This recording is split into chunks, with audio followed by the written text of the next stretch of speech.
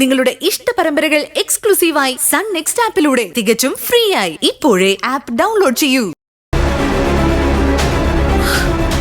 അവളുടെ മുന്നിൽ അധികാരത്തോടെയും അഹങ്കാരത്തോടെയും ജീവിക്കണമെന്ന് കരുതിയ പ്രണവിനെ കല്യാണം കഴിച്ച് ഇങ്ങോട്ട് വന്നത്. ഇതിപ്പോ അവളുടെ ദേഹം കാരുണ്യം കാത്തു നിൽക്കേണ്ട ഗതികേടിലായല്ലോ. ശിവാനി, ഈ പോക്കാണ് മുന്നോട്ട് പോകുന്നതെങ്കിൽ ഈ വീട്ടിന് പുറത്തു പോകാൻ പോകുന്നത് നിധി ആയിരിക്കില്ല, നമ്മളായിരിക്കും. ഇതിനൊരു തടയിട്ടില്ലെങ്കിൽ ആപത്താ. ആദ്യം ആ കാറിന്റെ പേരിലുണ്ടാക്കിയ ഇഷ്യൂവിന് മാപ്പ് പറയേണ്ടി വന്നു. ഇപ്പൊ ലോക്കറിന്റെ ചാവി ഉൾപ്പെടെ വീട്ടുഭരണത്തിന്റെ എല്ലാ അധികാരവും അവളുടെ കയ്യിലായി. ആന്റി, ഇത് നമ്മളുടെ രണ്ടാമത്തെ തോൽവിയാ. ഇനി അങ്ങോട്ട് തോൽവി മാത്രമായിരിക്കും ആന്റി. ശിവാനി, നീ സമാധാനമായിട്ടിരിക്കെ. ഇതെനിക്ക് പറ്റിയൊരു നാവുപിഴയാ. പരിഹാരം ഞാൻ തന്നെ ഉണ്ടാക്കിക്കൊള്ളാം.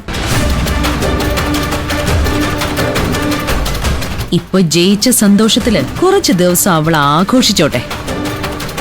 ഇതിന്റെ തിരിച്ചടി നിധിക്ക് കിട്ടാൻ പോകുന്നത് ചെറിയ തോതിലൊന്നും ആയിരിക്കില്ല.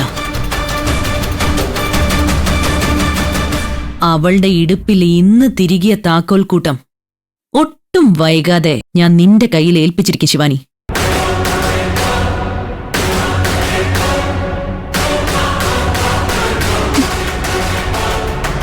ഇതൊന്നോർത്ത് നീ ടെൻഷൻ ആവണ്ട. നിധി ഇവിടുന്ന് പുറത്താക്കാനുള്ള വഴികൾ ആലോചിക്ക, അതിനുള്ള പ്ലാനുകൾ തയ്യാറാക്ക. അത് മാത്രം നീ ഇപ്പൊ ചെയ്താ മതി. ശരി ആന്റി.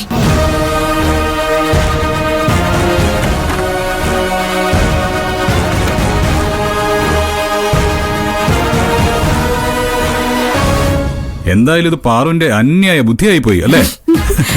ഈ രാഷ്ട്രീയക്കാരൊക്കെ കളിക്കുന്ന ചില തന്ത്രമില്ലേ, എന്താ അതിന് പറയുന്നത്? അടവ് നയം. അതുപോലൊരു പരിപാടിയായിരുന്നു അത്.